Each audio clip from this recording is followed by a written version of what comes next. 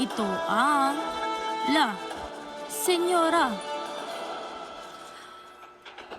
Mga district engineers na sina JP Mendoza, Bryce Hernandez at tatlong iba pa na sangkot sa maanomalyang flood control projects ang nahuli ng mga pulisya ayon kay Department of Interior and Local Government o DILG Secretary John Vic Remulla sa kanyang nagdaang press briefing sa Camp Crame nitong ika-22 ng Enero.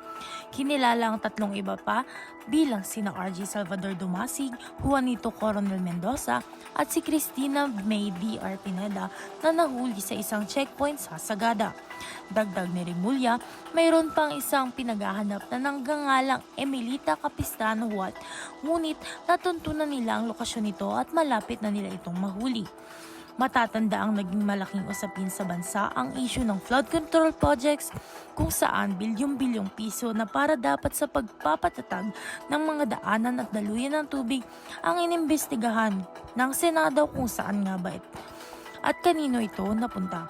Hinihintay pa ang mga susunod na press briefing ng DILG kaugnay sa nahuli at mahuhuli pang mga individual.